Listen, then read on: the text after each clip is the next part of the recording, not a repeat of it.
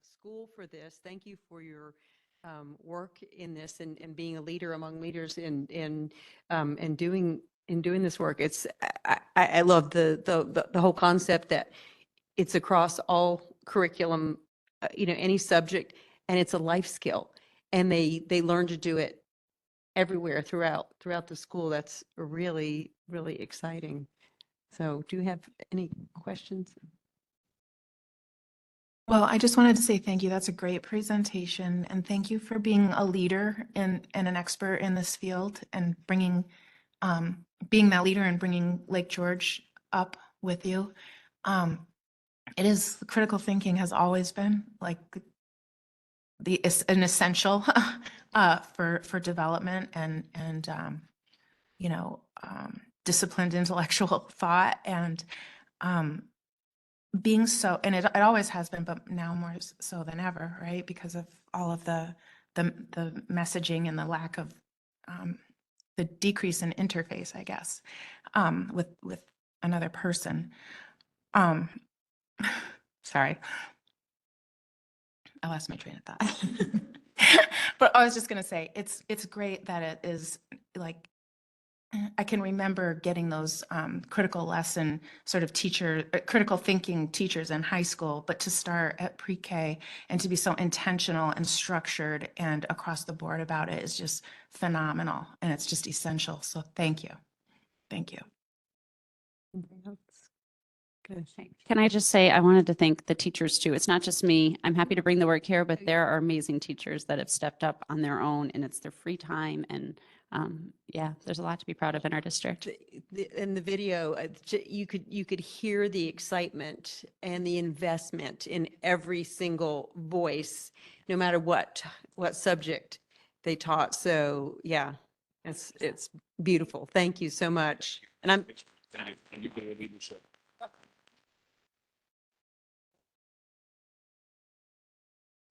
Well, that's a tough act to follow, but we are now moving on to the very exciting and important undistributed budget and revenue presentation with Bonnie Really Clark. exciting. Thank you so much, Bonnie. Thanks a lot.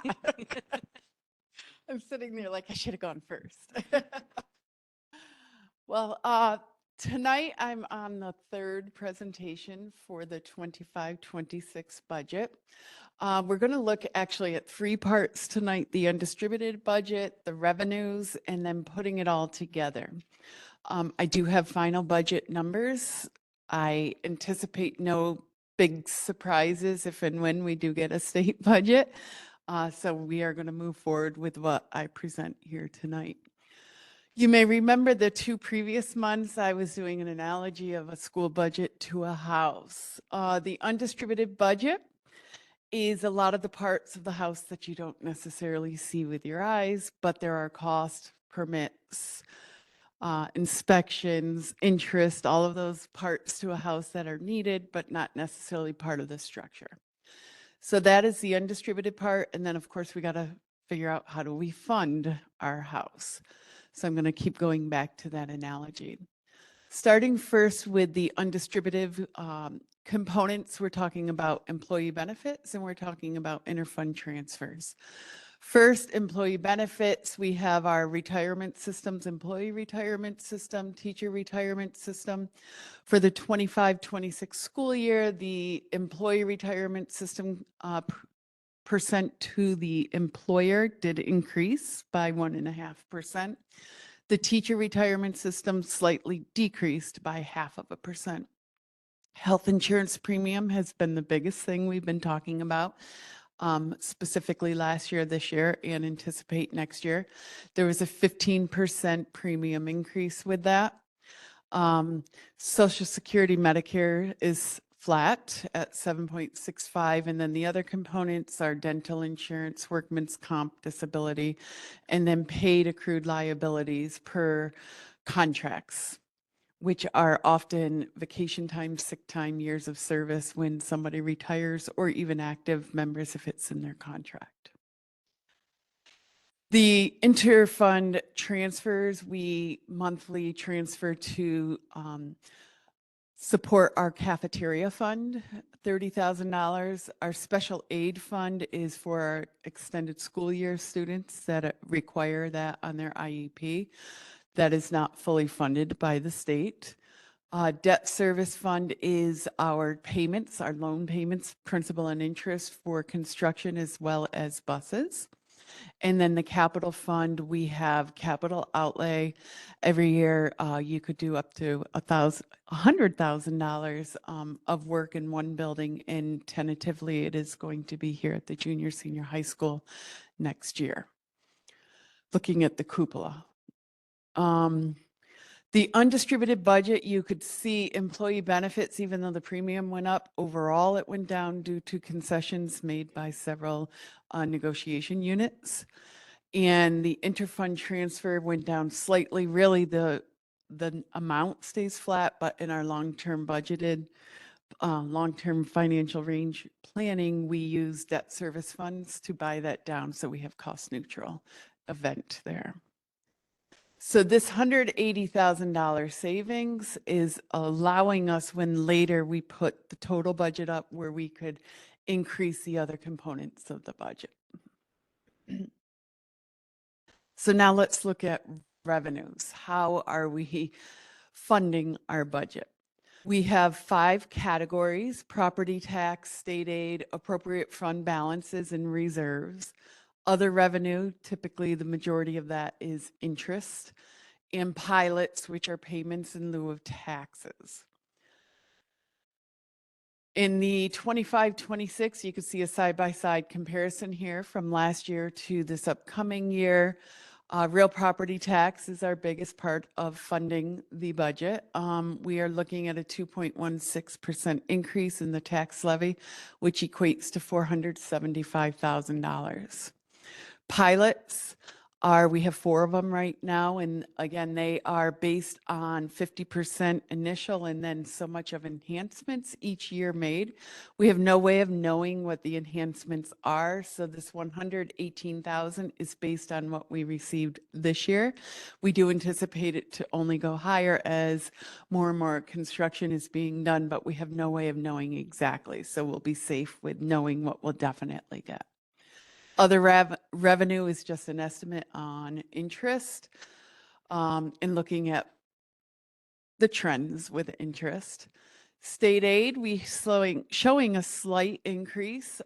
Actually, foundation aid is a little bit higher. Our expense aid can fluctuate from year to year depending on what you spend. This, again, I want to say the state budget has not been passed, but we feel pretty confident going with that number. And then utilizing appropriate fund balance and reserves.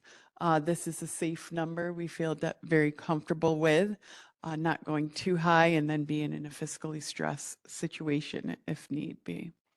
So overall, this 2.23% increase in revenues, you'll see the budget will match that, as well as revenues in our budget do need to equal.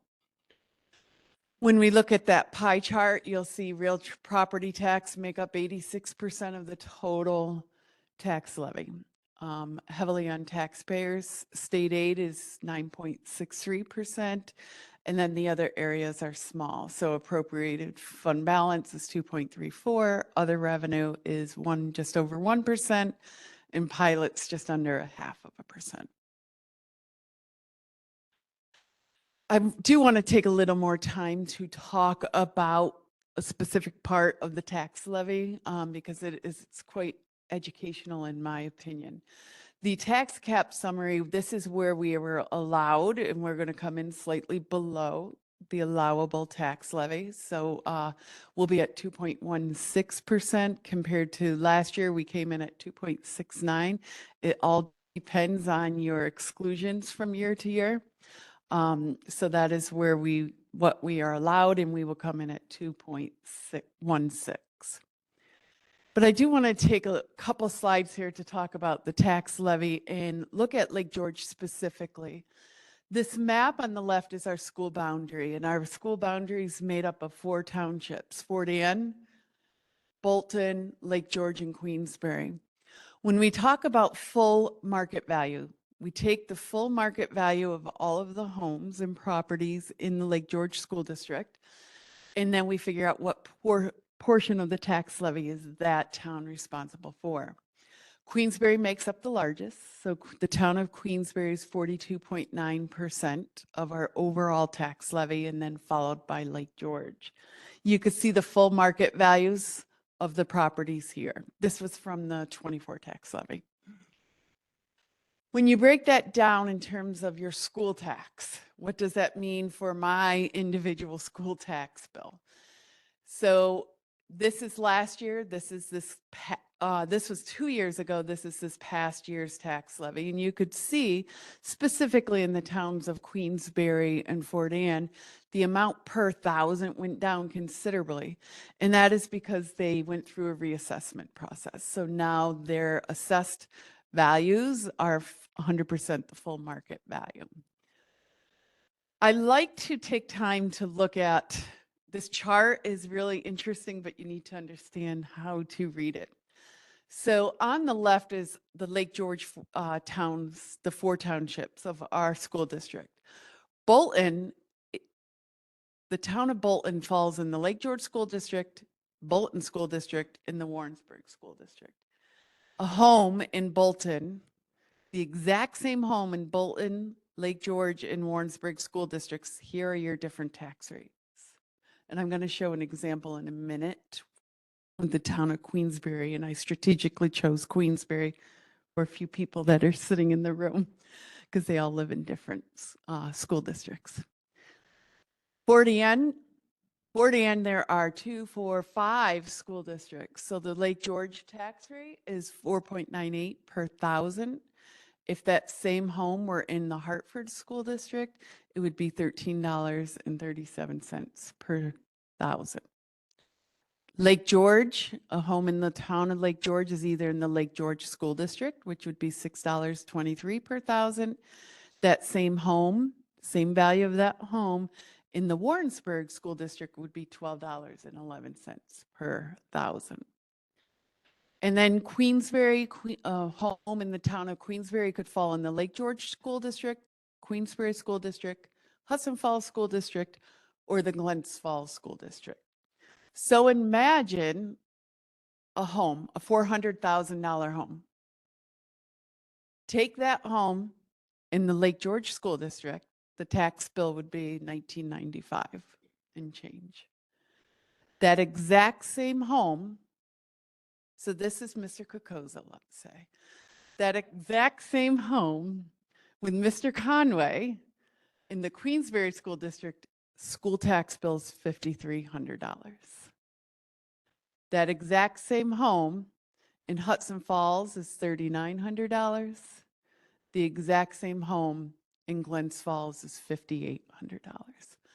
So what I like about this slide is, again, the home is the same, but you could see we are heavily reliant on our taxpayers, but it does bring our tax per thousand down quite a bit. So overall, comparably speaking to other school districts, we have one of the lowest tax rates in the state.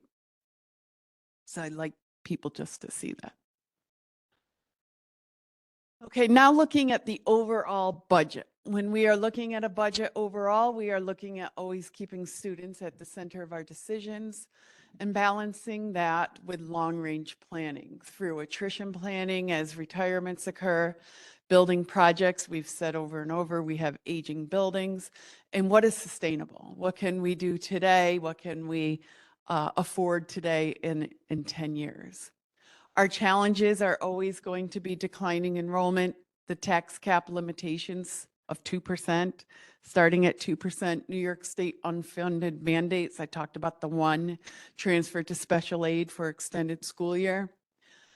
The bullet 4 is big right now in the news, federal grant, future unknown. I guess we will wait and see with that. I feel okay right now with the federal grants we get is law.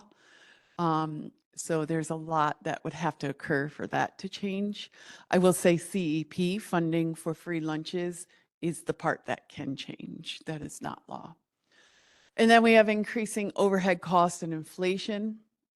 What we have done for cost saving measures since 2008, we have had a very strategic plan for eliminating and reducing positions through attrition.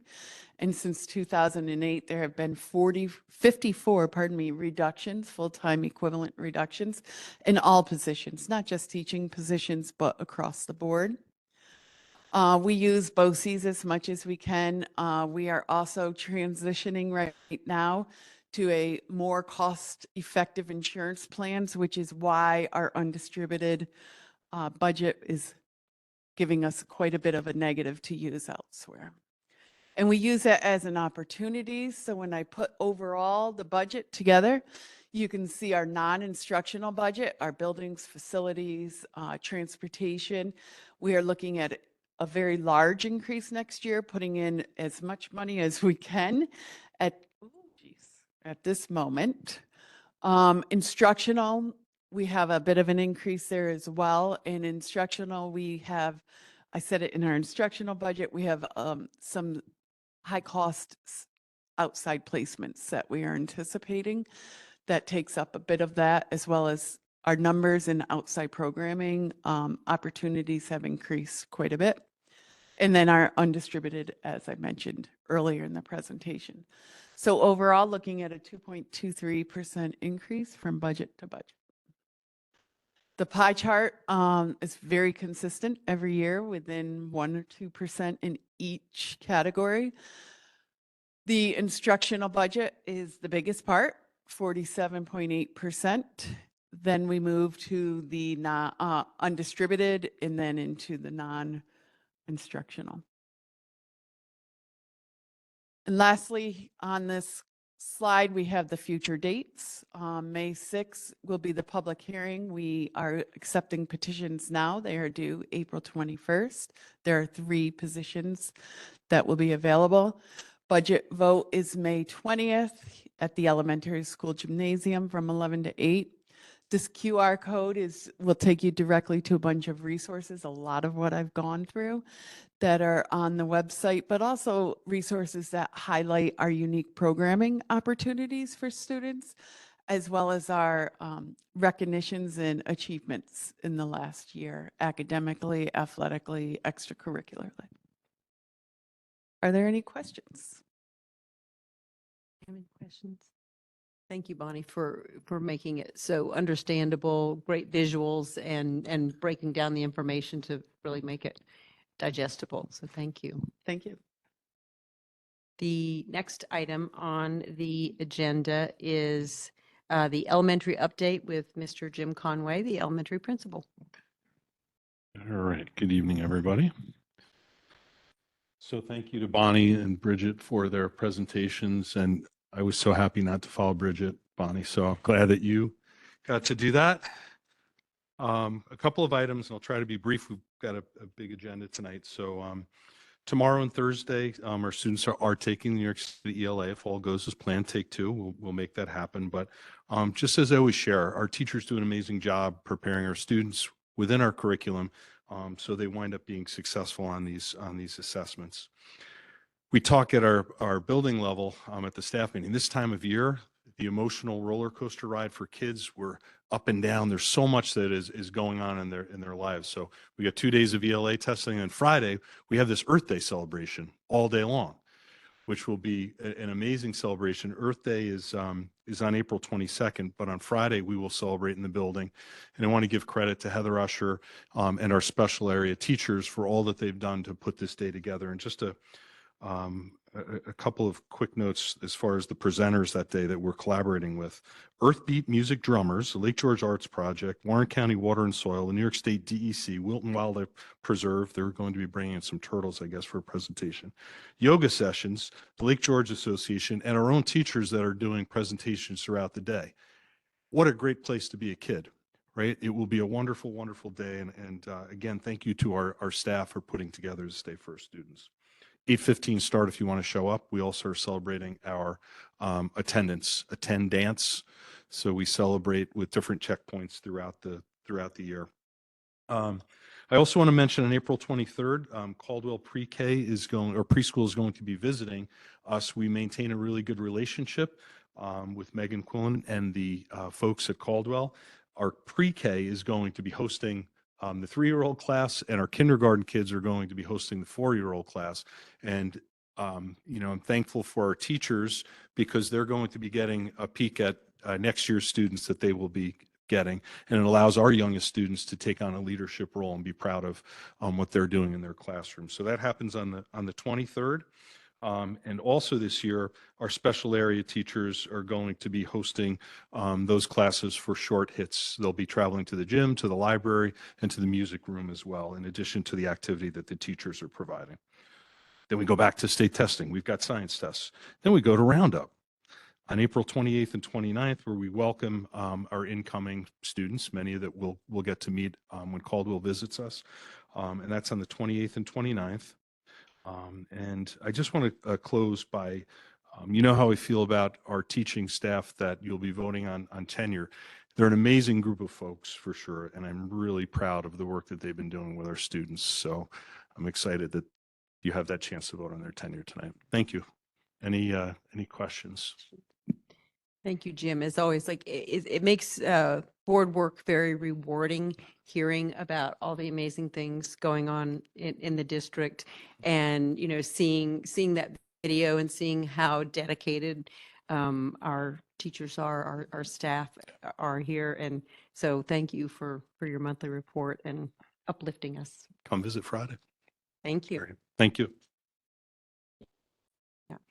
Next up on the agenda is our secondary update with Mr. Frank Acosa, our secondary principal. Thank you, Katie. So I wanted to give the board an update about the mascot costume. But before I do that, actually, Sarah was asking me the other day, like, Fran, I think you have to remind folks about this myth. So just to remind you, the Lake George monster, fittingly nicknamed Georgie, was a hoax between two buddies on the lake. And it ended up being a bet about the size of a fish. And the folklore started in 1904, and there's purportedly sightings over the lake and so on and so forth over the better course of 50 years while these guys had this bet. Well, the myth grew over time. The actual hoax was a concoction of one of the guys' imagery and imagination to kind of catch his buddy while he was fishing. The real Georgie is up in Hague, the actual Georgie that was floating around in the lake as the hoax, and a replica is right across the street in the Lake George Historical Museum in the old courthouse. But the last time Georgie has been seen is nearly 100 years until tonight. So I am pleased to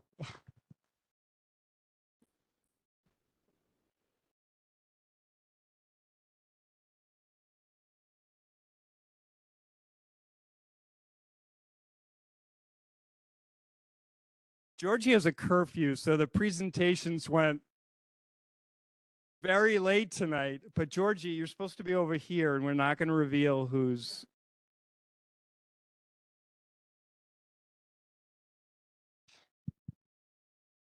Welcome, Georgie. We're so Yes. happy to see you again. Mr. Koza, I'm not sure I'm going to fit in that. So,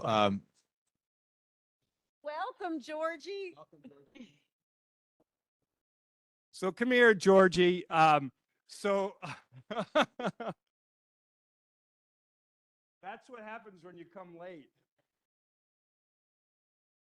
So Georgie is the new official mascot of the Lake George Central School District, and we're so excited. Georgie will be sighted in both schools and in the community. I know Mr. Conway. Go ahead, get a good picture with Mr. Conway. Mr. Conway is really excited. Mr. Luthringer is even more excited that we can take the Lakers name and attach it to our mascot, Georgie. this means You got reimbursed. Yay, Georgie. So it's all handmade. And the seamstress was incredible. Georgie, Anyone have any questions for Georgie? He's going to disguise his voice. So Friday, oh yeah, Georgie, when's your big debut?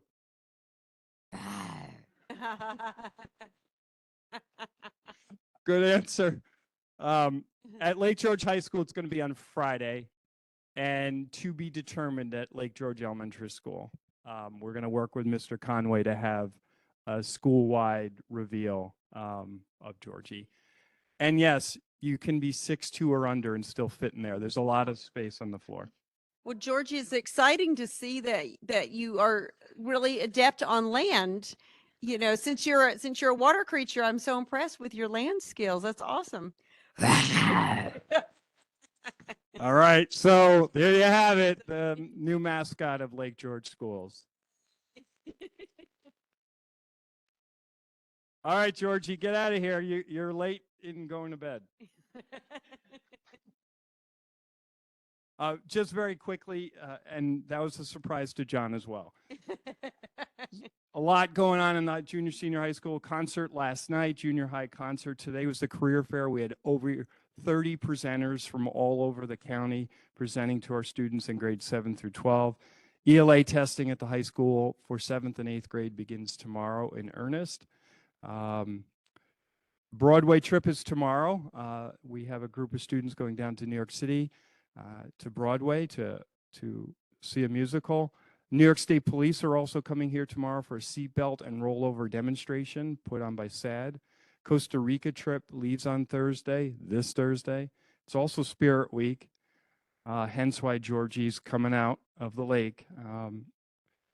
Friday and Saturday, we are well represented at the Hyde Juried Art Show, which is a soft opening Friday and open to the public on Saturday. And of course, Report Card Squad on Thursday. And that's all this week. So that's all I have. Thank you, and thank you for the surprise and giving us a good laugh. Thank you. Our next item on the agenda. Did anybody have anything else? Okay. Next item on the agenda is the superintendent's report with Mr. John Luthringer, our superintendent. Yes, thank you, Katie. And you know how much I love surprises there, Ms. Kokoza. And no, it's funny. We've been talking about that a lot, and I'm like, man, that is lost in the mail. I mean, it's been going from, overseas, and we've got it. So it's great. Thank you. That's exciting. It's great for our student body. Just a couple quick updates here. First, we had a great groundbreaking ceremony for our capital project, the new transportation facility. Thank you to board members that were able to attend. It was a great ceremony. It wasn't quite April weather, but it was nonetheless a really great event. We were very pleased to have so many local dignitaries attend as well, with our town supervisor, a town board member, and our village mayor participating as well, amongst lots of staff. And it was just a really great event to commemorate the moment. It's a big project. It's a great project, and we're very excited about it. So another a great opportunity for to showcase the work we're doing here in Lake George.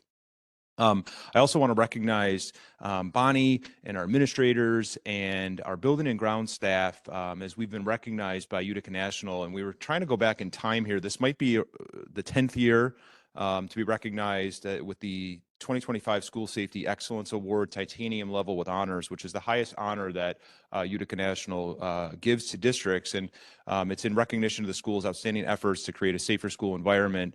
And it really is, it goes into a lot of different things. It covers certain policies that we have to have or choose to have, along with, other examples, how we address our bus safety, concussion management, emergency protocols, emergency plans, the fact that we have a safety committee, and we really prioritize school safety. So it's really a testament to the work being done in our buildings each and every day. So kudos to all the work being done, and it's really nice to have that recognition again.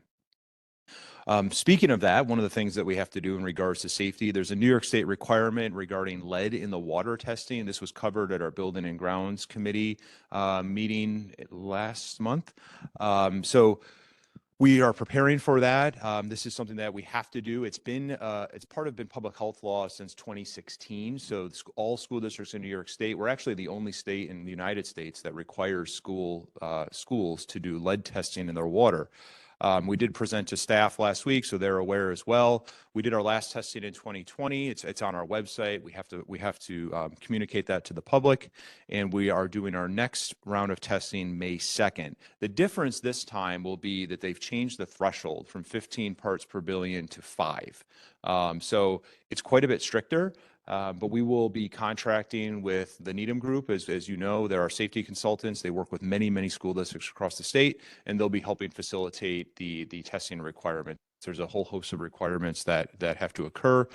No impact to school time or anything like that. It actually has to happen very, very early in the morning in what's called first draw of water. So we'll be accomplishing that May 2nd. It takes approximately 4 to 6 weeks for results, and we'll get those out, and any type of mitigation that we have to do, perhaps shutting down a faucet if it doesn't reach if it's over the threshold, or putting up some signage. But we'll be working with our building and grounds team and our principals and communications to get that information out once we have the results. I do want to comment also just again on, I know Mr. Conway mentioned this, but we have many teachers here present for it that are up for tenure, and it's really a proud moment for our teachers. They work so hard. They're so wonderful, and the board has heard a lot about them in our last meeting. And really, as you know, it's a very rigorous process, as they know it's a rigorous process, and there's a lot of years of work that goes into it. And I really love the work that we're doing lately in regards to the information they put together on how they're aligning to our mission, vision, values, and all the different work that they're doing over the years. So we're excited about that. I want to give them congratulations, and I know the board will be acting on that later on in the agenda. Lastly, I just want to mention that we have 2 students interested in running for the student board member that we'll be bringing to life here shortly. And I know more information will be shared as well. The board development committee has been hard at work on putting lots of information together, process and mentors and a checklist for our student board members. But we're thrilled to have 2 students fill out the application. They've done the work. They stopped in and had a quick chat with me. They're excited about it. And they will, as a reminder, they will be part of the election. So our students will be voting for those candidates. So more to come on that will occur in May. And I wish everybody a wonderful break. It is spring break next week, and third quarter is ending, and we are going to be in that home stretch right after April break. It's going to be very busy with lots of wonderful events in the buildings, in the district, and we're looking forward to the end as we start getting towards graduation. So I hope you all have a wonderful break. Thank you. Thank you, John. Anybody have any questions? I just want to make note. Thank you, Jeff, for coming in. I know you had, yes, well, thank you. Thank you for coming in. The next section is the board committee reports. Board development, thank you, John, for mentioning our student board member. The board development committee had a meeting tonight, and I'll report out on that. Next month, the bulk of our work is focused on our student board members. The first committee report this evening is the Audit and Finance Committee report, and Mario Fasulo, who is the chair of that committee, will give that report. Thanks, Katie. We reviewed the Treasurer's report for February. State aid was received in the amount of $231,000 for homeless aid and lottery aid. We received this homeless aid funding earlier because the state released the funds, but the key there is that the business office had all the paperwork already sent in. Them being proactive allowed the district to get the funds early, which also gave us the opportunity to either use them immediately or generate interest rather than waiting for the state, which would have been another 6 months for them to release it. The independent auditor confirmed that the district has the flexibility to allocate the funds to any budget code. We intend to use this money to buy equipment and additional facility improvements that we didn't originally plan for, such as the carpet replacement. And while the interest rates do remain high, they're lower than in previous months due to gradual use of the funds for operational expenses. So the interest, we also accrued interest in the amount of $49,814 for the month of February. That will be on the consent agenda. The claim auditor report for February, which is also on the consent agenda, was reviewed. Nothing noteworthy there. Every year we review 2 policies that we're required annually, a purchasing one and a district investment. We talked about some clarification on our role, the board's role in awarding contracts based on best value if authorized by rule, regulation, or resolution. But bids always must meet specifications unless they're waived by the board action. No changes were needed there to those policies, and we're going to recommend them for a first read. We also reviewed the BOCES administrative budget, which the Board of Education is going to vote on in April. Oh, that tonight? Yes, that'll be on tonight. The full physical plan. 2 weeks. Oh, sorry, that's the one on the 22nd. Got it. Although next year the budget will see minimal changes, you will see a significant future increase due to their capital project. And the administrative costs will increase. The savings in transportation going from 3 different campuses to 1, consolidating the operations will definitely help us there. Those changes will require planning and adapting to future budget cycles. We also reviewed the undistributed budget, but Bonnie took care of that earlier. Thank you so much for that.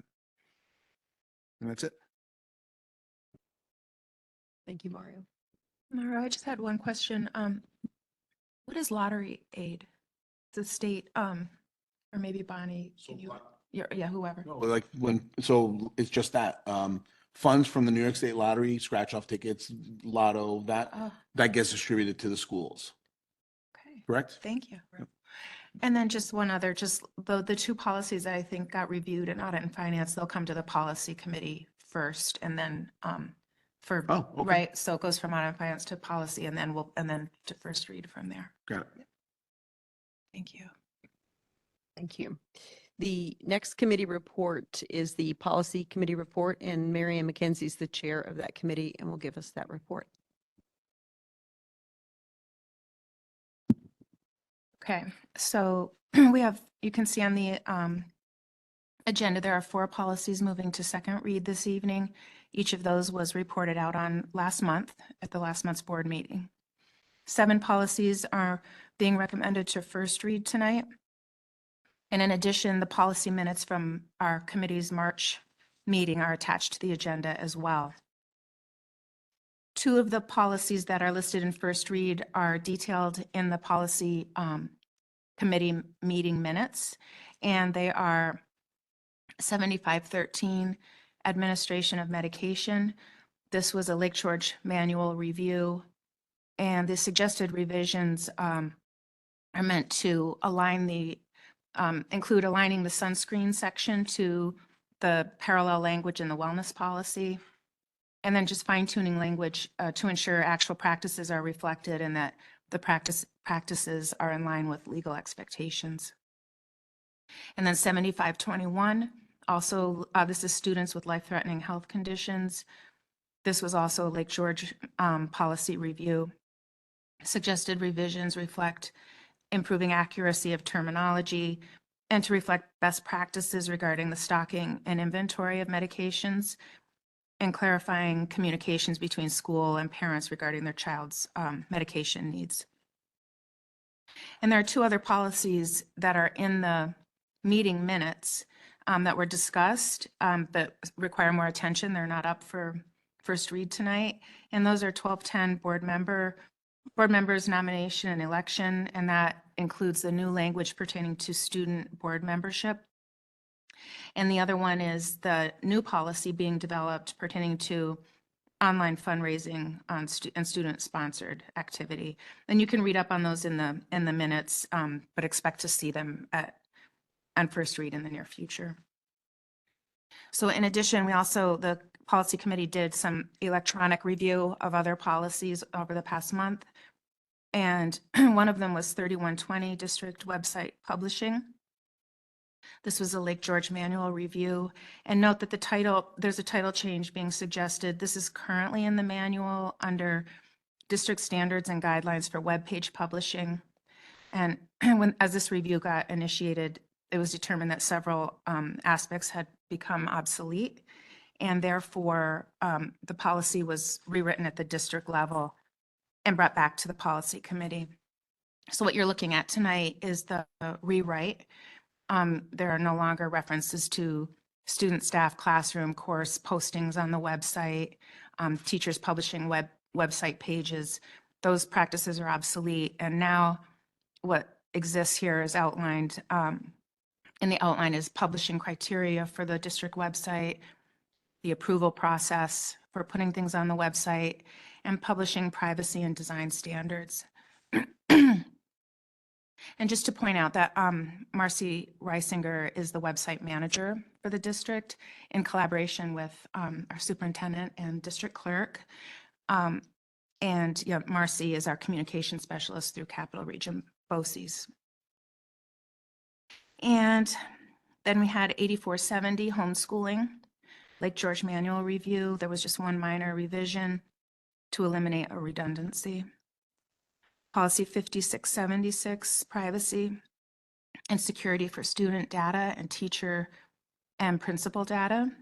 Also a Lake George manual review. There were 2 suggested wordsmithing revisions to make the language more understandable. And then lastly, there are 2 policies that came before the committee by way of Erie One BOCES policy services updates. And those are 3421, Title IX and sex discrimination, and 7554, equal educational opportunities. These are both required policies that were both very recently updated and adopted in just this past January and in December. And what's happened here is that on January 9th, a federal court in Kentucky vacated the 2024 Title IX regulations, and therefore those regulations are no longer in effect in the United States. And then on February 4th, the U.S. Department of Education clarified to kindergarten through 12 schools that they will be enforcing provisions set in the previous regulations from the 2020 Title IX rules. So as a result, we are being mandated to revert back to and adopt policies that are aligned with the 2020 regulations. And just to know, Erie One BOCES, the New York State School Board Association, and our own school attorneys have all verified that this is a requirement of us. So, and what we're reverting from, we had just recently expanded language in the Title IX and sex discrimination policy to broaden definitions of sex discrimination, elimination of formal complaints, revised grievance procedures, and expanding training requirements. And then in the equal educational opportunities policy, we had just taken the language pertaining to married and pregnant students, pulled it out of this policy and gave it a policy of its own with more expansive protective language for that population. So now we're going back to the other policies. And so I just want to comment that even while these shifts in federal regulations may be disconcerting, it's important to recognize that New York state law has a very robust state of anti-discrimination laws that we're also bound to. And they include the New York State Human Rights Law, the Gender Recognition Act, New York State Ed Law 3201-A, and the Dignity for All Students Act. And also, we can be reassured and comforted in knowing that, you know, whatever's going on politically or otherwise, Lake George is always guided by our own compass points, our mission, vision, and create values. And, you know, we're always committed to providing a student-centered learning environment and to using collaborative shared decision-making processes, all in order to serve students where they're at and support their well-being and success. And we can always feel good about that. Any questions?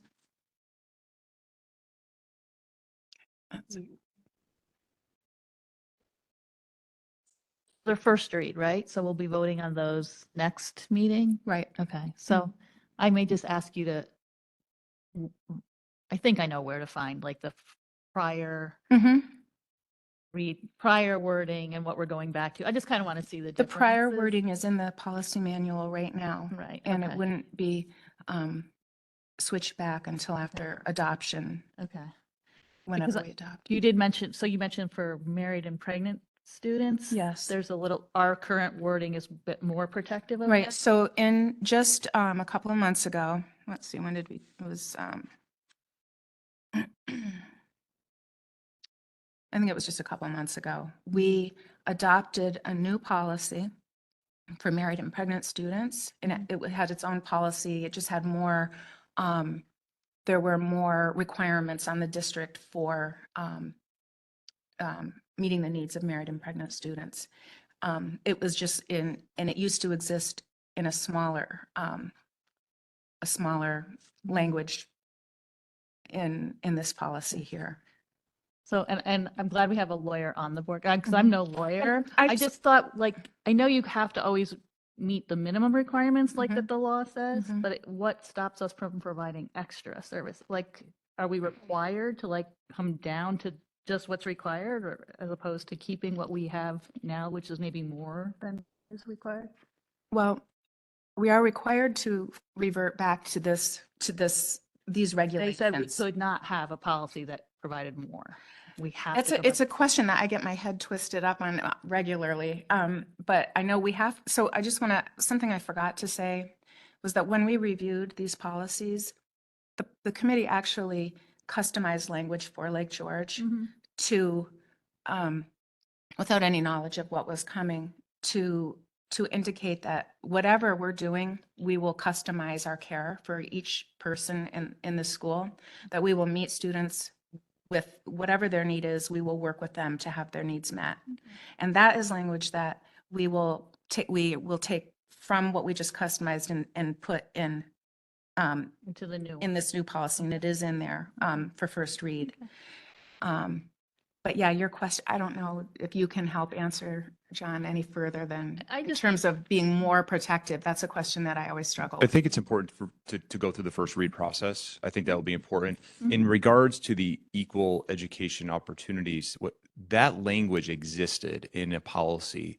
The change was to make it its own policy.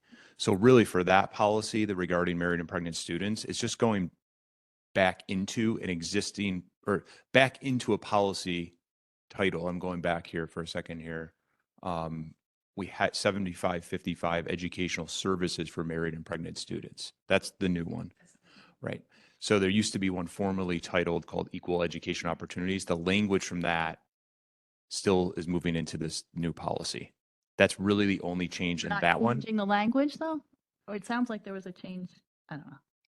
Again, I think it's important to go through the first read Okay. process. It can always go back to policy committee for further discussion. But these are in alignment with the federal regulations. And as Mary Ann shared, those are legal requirements that we have to have in place in policy. Mhm.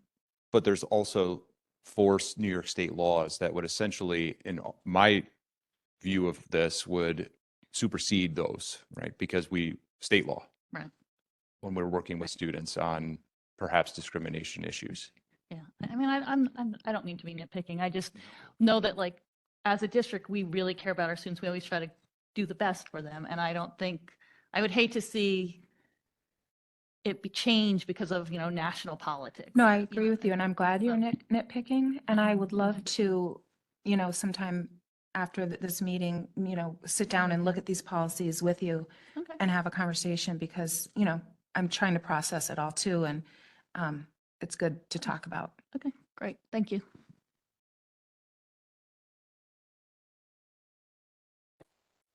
You're all set. Thank you, Mary Ann, for being so comprehensive. That's really appreciated. The next section is the first of two public comment periods. The first one is for items on the agenda, and the second one is for other items. And we do have sign-up sheets. There isn't anybody for the first period sign-up sheet, and we do have someone for the second. Please know that if you didn't have an opportunity to sign up, you're always welcome to come up for public comment. We have the sign-up sheets just so that we have folks' information. It makes it easier for us to keep track and make sure that we're able to get back to every individual. I will go ahead and read the monthly reading of our public comment procedures. It goes for both periods. If anybody's attending virtually, they can email the board at boe@lkgeorge.org, and we'll get that after the meeting. It comes to the superintendent and board members, and we'll get back to you in a timely manner. So the public comment procedures, the Lake George Central School District Board of Education welcomes district residents, parents, and other interested persons to our meetings. Community involvement at board meetings is encouraged so that the board can better understand and represent the views of our constituents. Please be aware that by law, individual student information or particular personnel issues cannot be discussed at public sessions of the board. When you come to the microphone, please tell us your name. Statements are limited to 3 minutes. After you have made your statement, please be seated. The board and district staff take public comments very seriously, and careful notes of questions and concerns will be taken so that we can get so that they can be addressed as soon as possible after the meeting. The board generally does not respond during the meeting. If you're, I already said if you're attending virtually, I gave that information. I'll call individuals up to the microphone in the order of the sign-up sheet. And again, if you didn't have a chance to sign up and you would like to make a comment, you are welcome to. Thank you in advance for helping to maintain a safe and respectful decorum at our meeting. So is there anybody who didn't have a chance to sign up for the first with items pertaining to the agenda? Okay. I don't see anyone, so we will go right on to the next portion of the meeting is the school business consent agenda. And our consent agenda happens quickly for efficiency, but please know that a lot of work goes into our consent agenda. We like to have time in our meeting for all the wonderful reports like we had throughout the evening, and our committee reports. We do a lot of work in committee, so we like to have plenty of time for that. But the consent agenda represents a lot of work from our administrators, our school staff, and a ton of reading by the board in advance. So off we go. The first is the school business consent agenda, and I will turn that over to you, John. As recommended by the superintendent, be it resolved that the Board of Education of the Lake George Central School District hereby approves the school business consent agenda items A through O. Just to summarize, item A, minutes from last meeting. Item B, Committee on Special Education recommendations. Items C and D pertain to treasurers and claims auditor reports. Item E is to establish the date of the reorganization meeting as July 1st at 8 a.m. Item F is a motion to appoint Donna Prime as the permanent chairperson of the annual meeting, and Katie Bruning will serve as the alternate permanent chairperson of the annual meeting.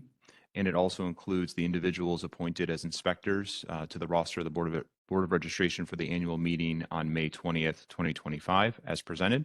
Item G is the policies moving to second read. Item H is the motion to take action on our application to NISFA for the combining merger of Lake George Central School District and Warrensburg Central School District to form a singular boys wrestling team for the 25-26 season. Item I is the same motion to form a singular girls wrestling team for the 25-26 season. Item J is the same type of motion in regards to a merger with Lake George and Queensbury to form a singular ice hockey team for the 25-26 hockey season. And item K is a motion for our merger, Warrensburg and Bolton merge with Lake George for a singular Alpine team. Those are all customary and renewal at this time of year. Item L is a motion. Item L and M, just to summarize, are amendments. These resolutions happened last month, and we needed to tweak some language here in regards to access of the reserves for the repairs that were necessary. So item L and M are reference to that. And item N is a motion to increase the budget appropriations and equipment plant operations as presented. And item O is a motion to approve the field trip to SUNY Plattsburgh for Model OAS. We have a motion. Second. Questions? Any discussion? All in favor? Aye. Any opposed? Abstaining? Motion carries.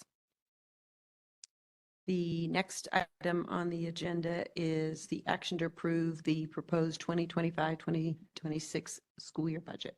As recommended by the superintendent, be resolved that the Board of Education of the Lake George Central School District hereby approves the proposed budget for the 25-26 school year in the amount as presented here, as Bonnie presented as well. This budget is presented to the voters of the district to be voted upon at the annual meeting on May 20th, 2025 from 11 to 8 p.m. Motion? you have any questions? Thank you for all the work that has gone into that. It's a year-long process. All in favor? Aye. Aye. Any opposed? Any abstaining? Motion carries. Next item on the agenda is action to approve property tax report card.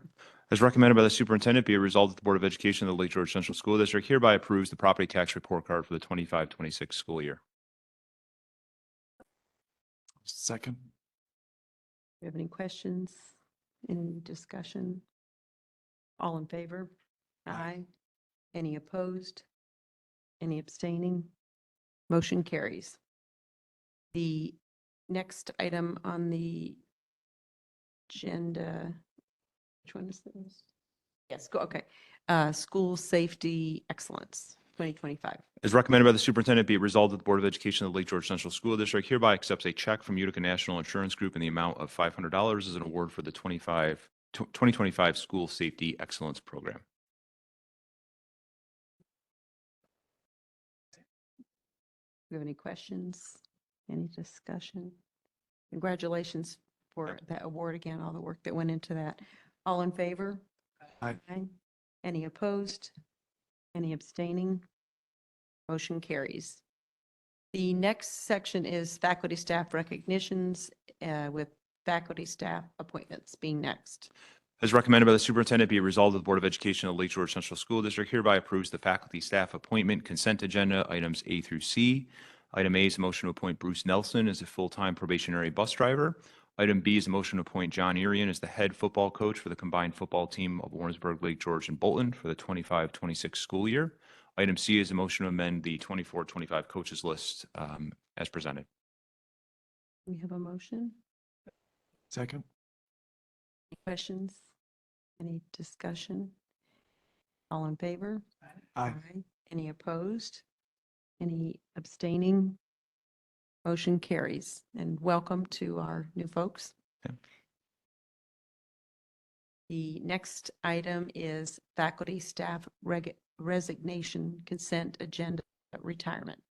As recommended by the superintendent, be it resolved that the Board of Education of Lake George Central School District, for the purposes of retirement, hereby accepts the resignation of Sue Nolan, special education teacher, effective June 30th, 2025.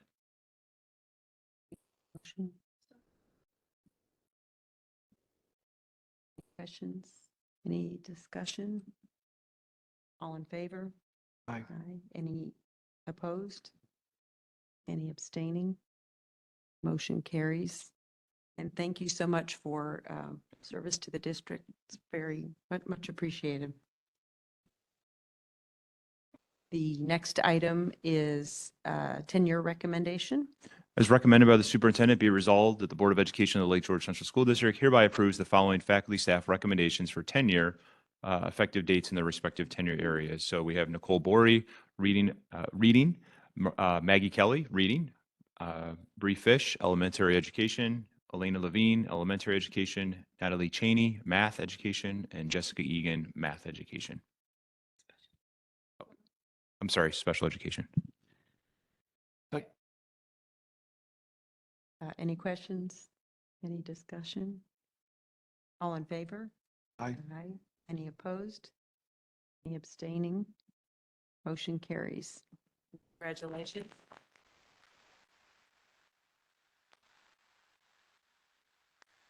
And thank you for being here tonight. Nice to have you here in person.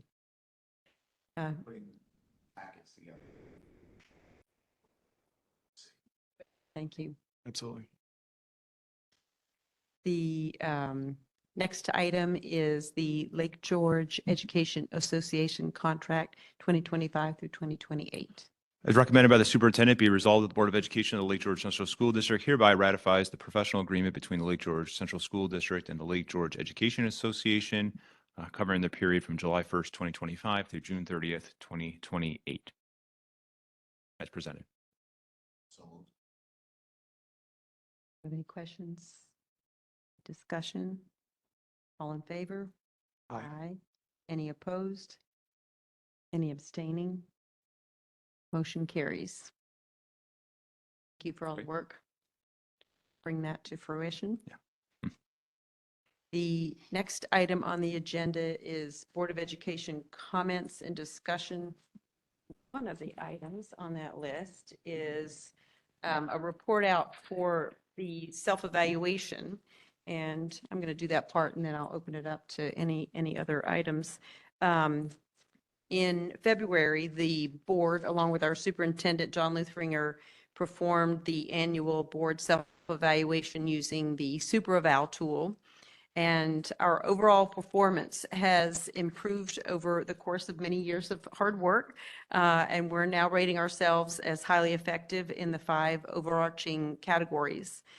We always keep in mind that we are on a continuous path of growth and learning. That was very evident at the level of investment of the board and thinking about how we can always be improving. There are some areas we identified for focused growth. One was advocacy, and we have grown significantly in this area, but have room for improvement. Thank you to Marianne and Rosemarie and Mario for taking leadership roles for the advocacy work, and thank you to John for identifying advocacy opportunities for the board and for your advocacy work done at the superintendent level. Much appreciated. Another area is the governance role of the board. This year, we have further identified and promoted clarity around board and superintendent purview. This has become an even stronger area for us through our work on formulating, evaluating, and revising the language of the board committee charters and clarifying board roles and responsibilities on district level committees. We recognize the governance role as an item that needs continuous monitoring and refinement, so much so that it's part of our board goals this year.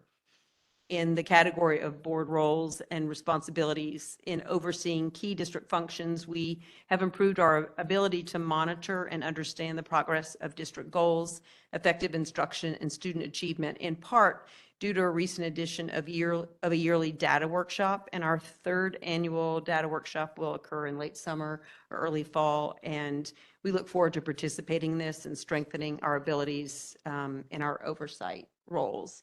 The last area I'll mention this evening is communication and transparency. And while we didn't identify specific problems in the area, we recognize that excellent communication and transparency are vital in our work as board members, and we are committed to continuous monitoring and thoughtfully addressing issues as they arise.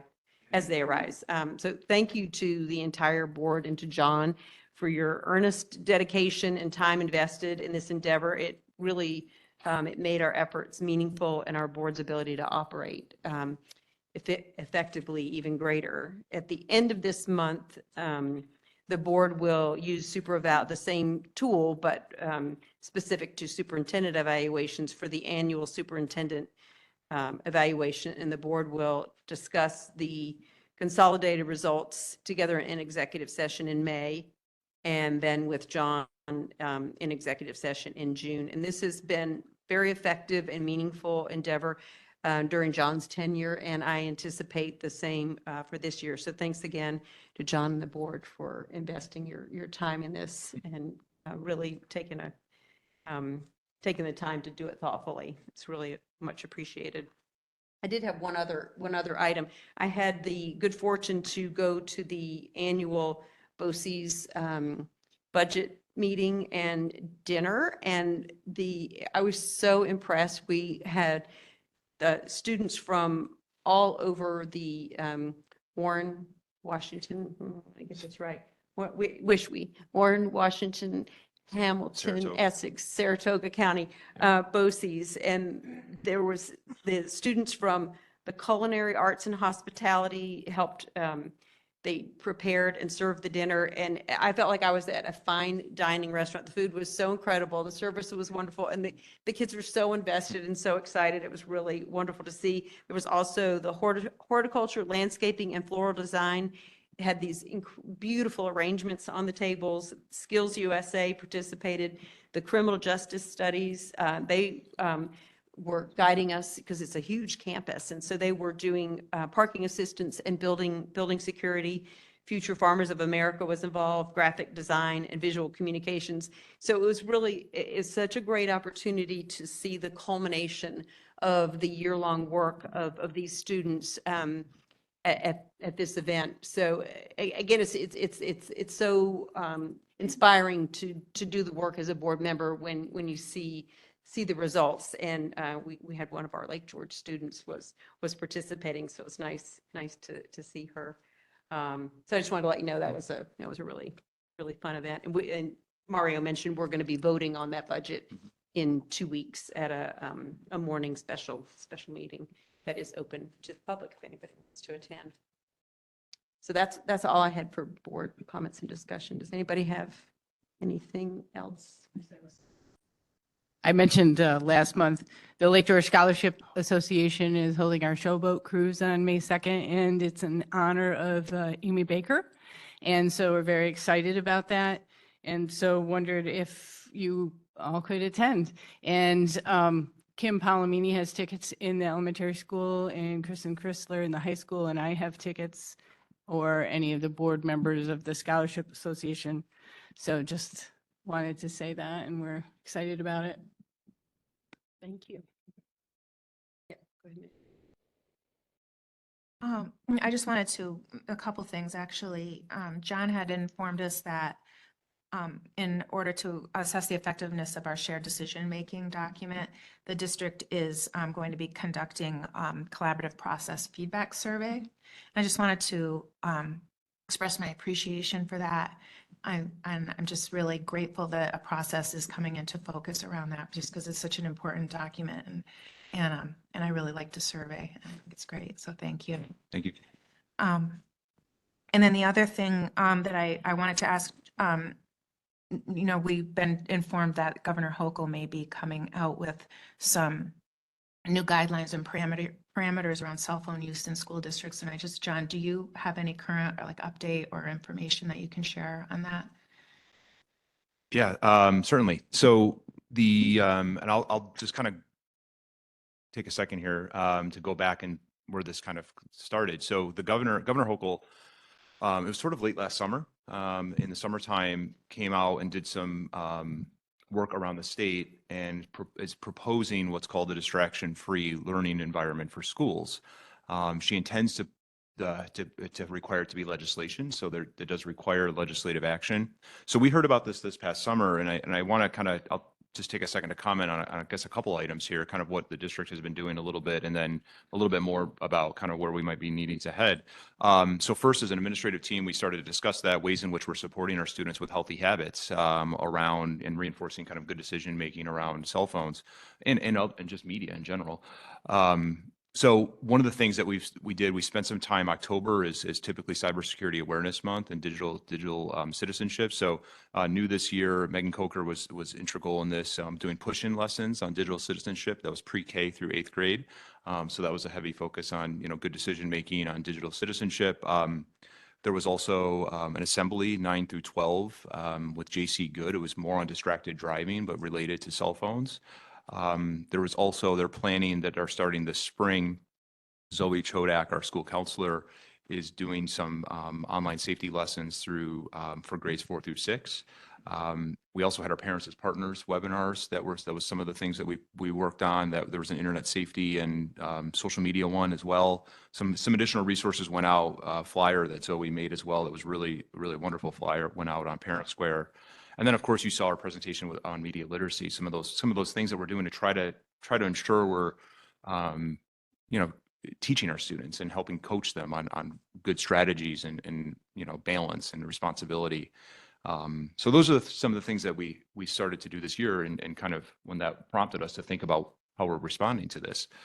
And then second is through the reinforcement of our existing policy. So we do have policy, we do have practices around this. So I know that those have been reinforced at the building level. They're outlined in our parent-student handbooks. I know Mr. Kokoza and Mr. Mandela and Mr. Conway, have certainly spent time talking with teachers and students and reinforcing those. Now, those expectations are specific to instructional time. So we do expect students to have phones away during instructional times. It's something that our teachers know as well. And that's really where we've lived this year, reinforcing those existing policies and practices. So and partially because it's good practice, you know, we want to help students find balance, but also we anticipated legislation coming.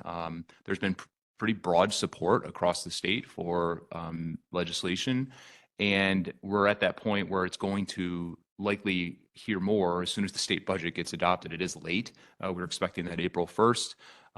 But as we know, with any sort of type of legislation, there's negotiations, there's haggling, there's trying to figure out exactly where they're going to land. So what we've heard recently is that it likely will be in the state budget. And I think the important part to remember about that is when legislation and laws are passed in New York State that affect schools, what typically happens is that the New York State Education Department provides guidance to schools. And that's really important for schools.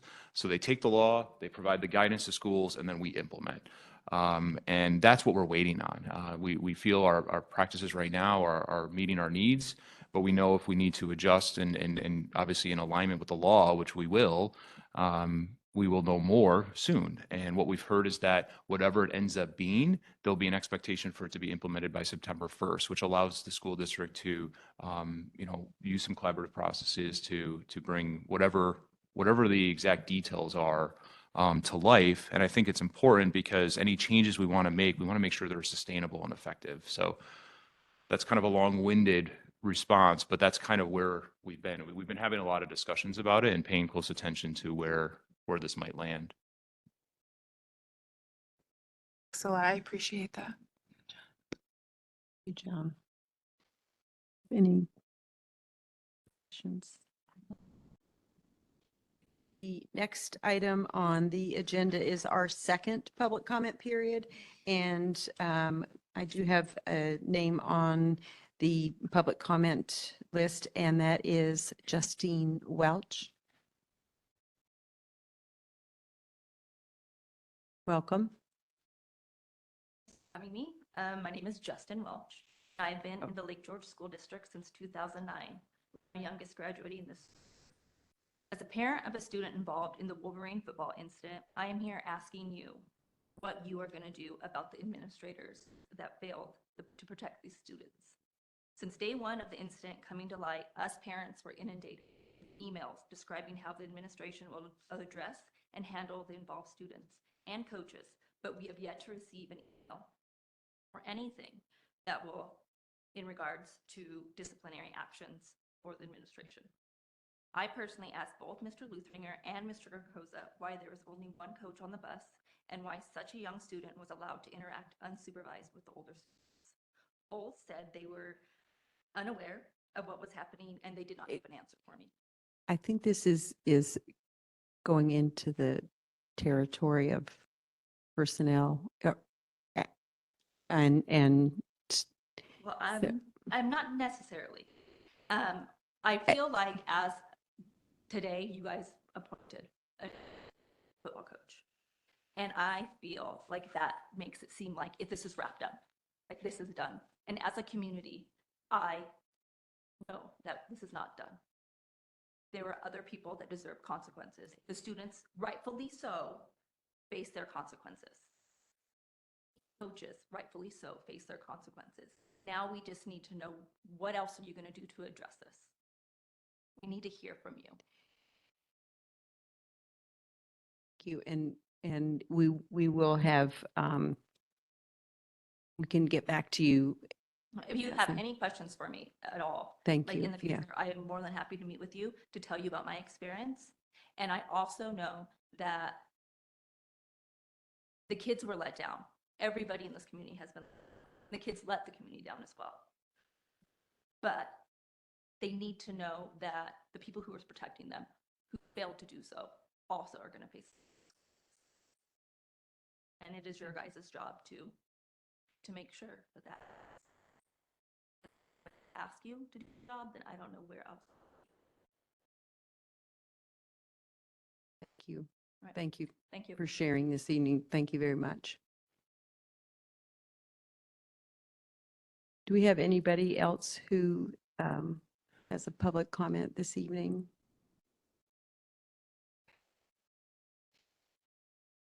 That the last item on the agenda is adjournment. So be it resolved that the Board of Education of Lake George Central School District hereby adjourns the meeting of April 8th, 2025. Motion? Second. Any questions? Any discussion? All in favor? Aye. Aye. Any opposed? Motion carries. Thank you.